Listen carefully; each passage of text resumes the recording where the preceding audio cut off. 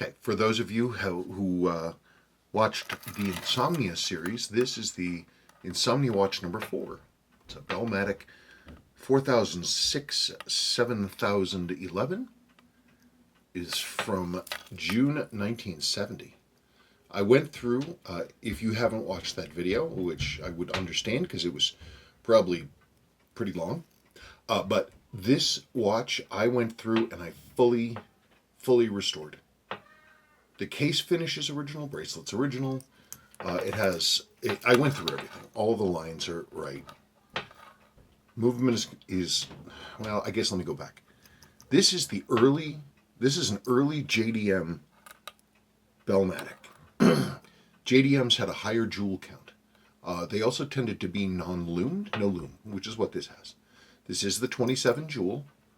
I have gone and I've serviced the entire movement. These came with upper mainspring arbor jewels in the barrel and train bridge. I also jeweled the lower mainspring arbor port. So this is now a 28 jewel watch. Sorry for the bonking. This is I did everything for this watch. It's a new old stock genuine Seiko crystal.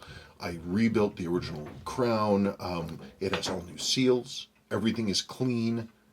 It runs beautifully. 280s, 290s, flat accuracy. Everything works as it should. This is the correct original style bracelet. It was short for me. Normally this would come with the standard Seiko clasp with the clickers that are here. It was a little short for me, so I swapped this out for a Stellux style long clasp. I will include the original clasp and fold for that. But even with this, it wasn't long enough, and I had to put a JDM style extender on here. But then the extender actually won't really work particularly well. I had to use basically a safety wire to hold this together. It's perfectly solid. Don't worry about that. Everything's beautiful. You got your and because today's the 10th, isn't it? There. See, there's your quick set. It runs beautifully.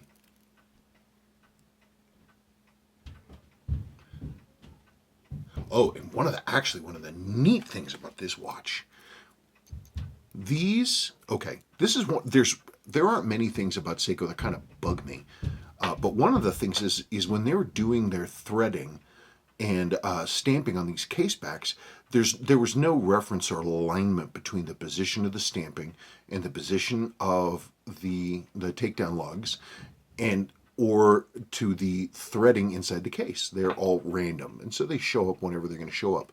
This is the only watch, the only Seiko I think I've ever run across where by total accident the stamping is aligned with the 6 takedown lugs, and that when fully screwed down, the case back is aligned is aligned with the crown.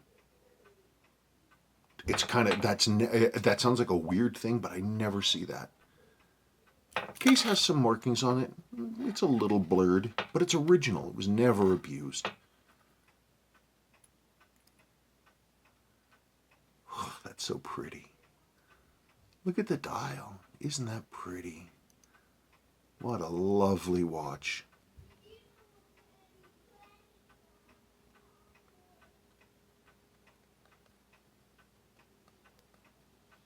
In any case, it's on our website for sale, KleinVintageWatch.com, I believe, unless it's still Klein Vintage Watch Repair. I don't remember. I'll have to look. I know Sabrina just changed it. But anyway, you can go there and you can find it and you can purchase it and you can buy it. What a watch.